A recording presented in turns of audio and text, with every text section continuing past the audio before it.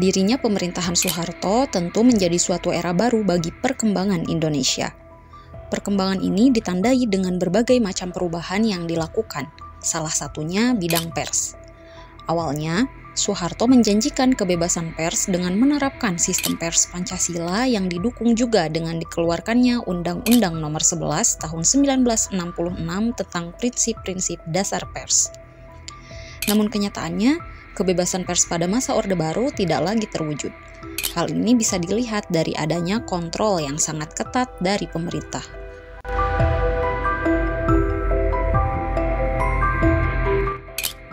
Untuk Sobat Krons ketahui, masa pemerintahan Orde Baru dipimpin oleh Presiden Soeharto selama sekitar 32 tahun, yakni sejak tahun 1966 hingga 1998. Pada masa kepemimpinannya, Soeharto memang banyak menuai kontroversi dari masyarakat, salah satunya kebijakan fusi parpol atau penggabungan partai politik. Dengan hal ini, tidak sedikit pemberitaan di media yang memberikan kritik terhadap kebijakan atau kegiatan yang dilakukan oleh Soeharto. Dari sinilah, pemerintah Orde Baru yang tidak menerima kritik dari media massa membredel banyak media. Pembredelan ini dilakukan untuk menghalangi berita atau narasi kritis terhadap pemerintah.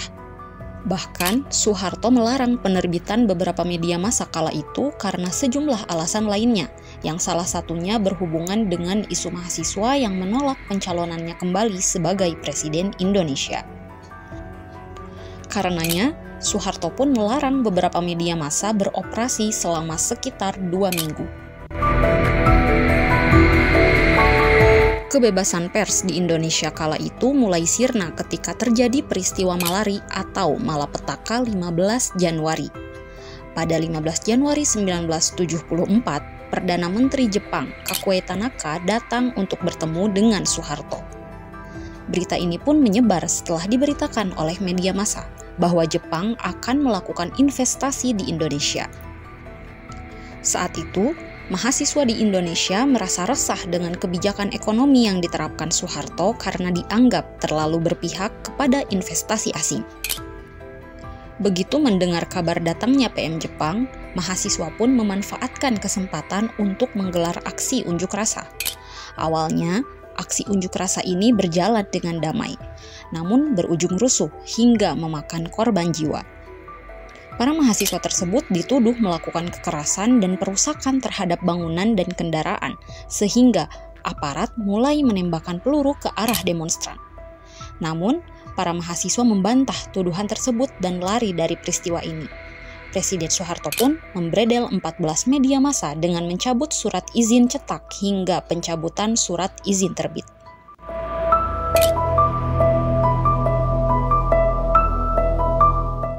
Tahun 1978, surat kabar harian Kompas sempat ditutup sekitar 2 minggu karena memberitakan isu aksi mahasiswa yang menolak pencalonan kembali Soeharto sebagai Presiden Indonesia. Selain ditutup sementara, pihak harian Kompas pun diminta menyampaikan permintaan maaf kepada Soeharto dan berjanji untuk tidak mengangkat masalah Soeharto lagi, baik seputar militer atau pemerintahannya. Selanjutnya, pada tahun 1982, majalah Tempo juga sempat ditutup karena meliput kerusuhan di masa pemilihan umum. Mirip dengan harian Kompas, Tempo juga diminta untuk menyampaikan permintaan maaf dan menandatangani perjanjian. Setelah itu, barulah diizinkan untuk kembali terbit.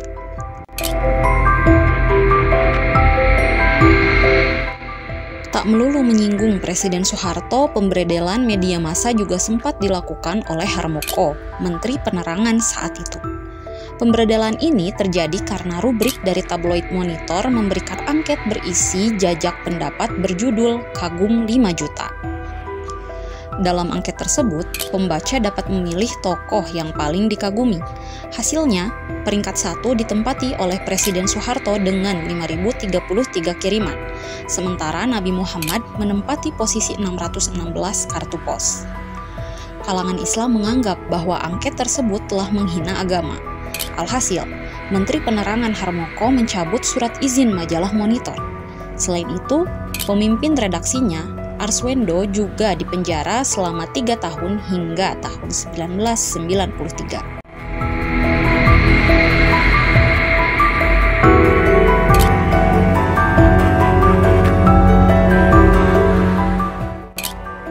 Pada masa Orde Baru, media elektronik juga tidak luput dari aksi pemberedelan oleh pemerintah.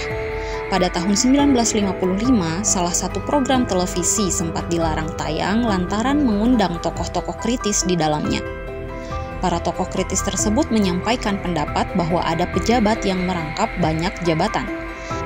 Akibatnya, program ini pun hanya bertahan selama 1 tahun hingga akhirnya dilarang tayang pada tahun 1996.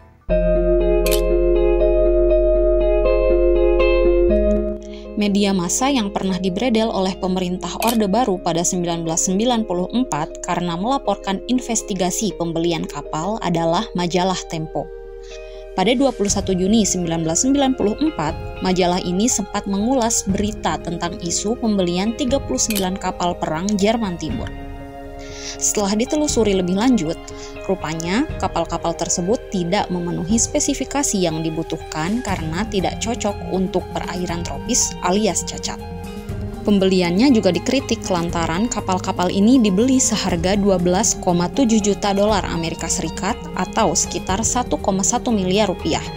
Bahkan, Menteri Keuangan Mar'i Muhammad kala itu menyampaikan bahwa anggarannya tidak ada karena memang tidak direncanakan sebelumnya. Akibat dari pemberitaan itu, Presiden Soeharto melalui Harmoko mencabut izin penerbitan Tempo. Bukan hanya Tempo, Detik dan editor pun dibredel juga oleh Soeharto karena isi dari beritanya yang kritis dan memuat pendapat para kritikus Orde Baru. Beberapa jurnalis, khususnya Tempo, pada akhirnya pindah kerja ke media Indonesia dan majalah Gatra. Pasca reformasi tahun 1998, Tempo kembali berdiri dengan mengajak beberapa bekas jurnalisnya.